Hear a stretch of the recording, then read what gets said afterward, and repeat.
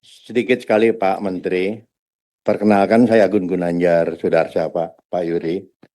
Hanya menitipkan saja Pak, karena ini kesempatan yang baik. Yang pertama, Undang-Undang Nomor 22 Tahun 2022 tentang Sistem Pemasyarakatan. Itu sudah 4 tahun, PP-nya nggak keluar-keluar Pak. Jadi informasinya sudah ke Seknek tapi bulak-balik katanya. Yang kedua, Undang-Undang Nomor 1 Tahun 2023 Pak, tentang KUHP. Itu banyak bermunculan pidana-pidana baru yang hari ini di lapangan tabrakan, Pak. Ada yang dikerjakan oleh jaksa, ada yang dikerjakan oleh Kementerian Imigrasi Pemasyarakatan terhadap pidana pengawasan dan pidana kerja sosial. Penyebabnya adalah belum turunnya PP-nya, Pak. Itu saja Pak Ketua, makasih. Baik, saya pikir nanti itu akan jadi catatan tambahan dari Kementerian Sekretariat Negara untuk ditindaklanjuti. Terima kasih pimpinan. Pak Wamen. Yang pertama ada beberapa catatan. Pada prinsipnya laporan keuangan pemerintah ini untuk tahun 2025 fraksi Golkar bisa menerimakan dan memberikan apresiasi karena realisasinya mencapai angka lebih dari 90% terserap. Namun ada beberapa catatan dari realisasi ini yang menurut hemat saya tidak hanya semata anggarannya terrealisasi, tapi yang menjadi tupoksi daripada Kementerian Hukum itu juga harus menjadi indikator outcome dari realisasi anggaran ini. Seperti 3 program prioritas, yaitu reformasi hukum.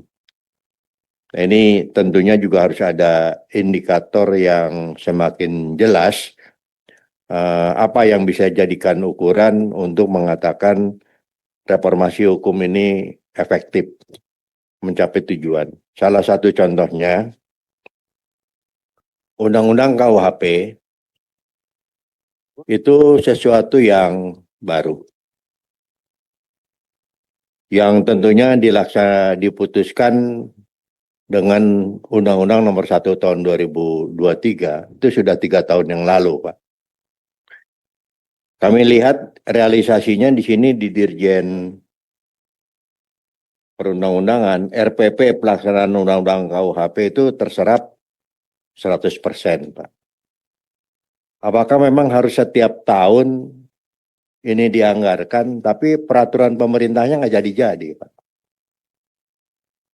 Jadi, menurut hemat saya, peraturan pemerintah tentang pelaksanaan KUHP ini menjadi prioritas karena dalam faktanya selama 3 tahun itu RPP itu tidak jadi, Pak. Akibatnya yang terjadi hari ini di lapangan, Komisi 13 ini menghadapi problem yang lintas kementerian, Pak. Regulasinya ada di Kementerian Hukum, ya.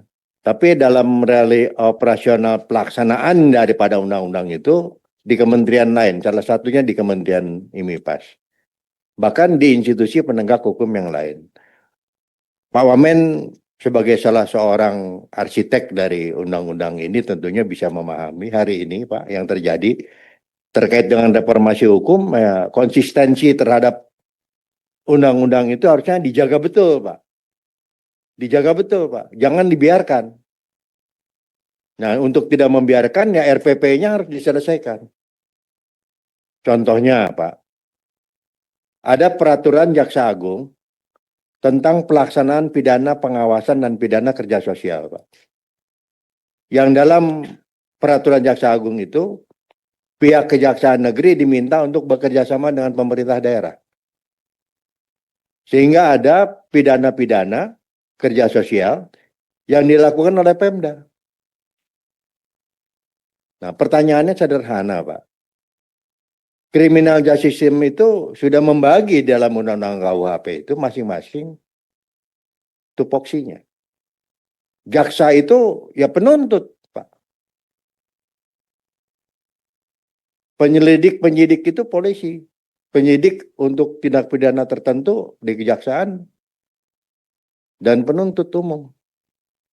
Pengadilan memeriksa proses jalannya persidangan atas perkara tersebut. Nah, apakah bisa dibenarkan dalam konteks reformasi hukum, Kejaksaan Agung menjadi lembaga pelaksana pidana?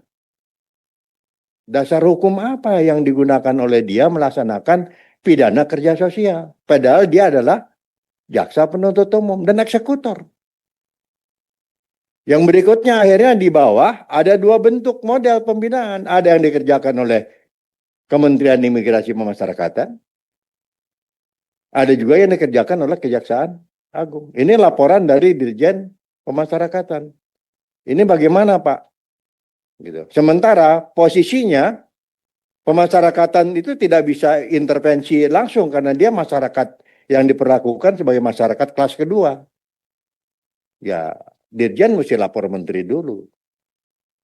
Nah, saya berharap hal-hal seperti ini tuh menjadikan prioritas agar kiranya dalam LKPP 2026 yang akan datang, Pak, kita ketemu lagi di sini, ini udah selesai gitu, Pak. Nah, hal ini juga tadi kami pertanyakan ke Menteri Sekretaris Negara. Makasih pimpinan, makasih. Terima kasih Pak Agun dari fraksi Golkar.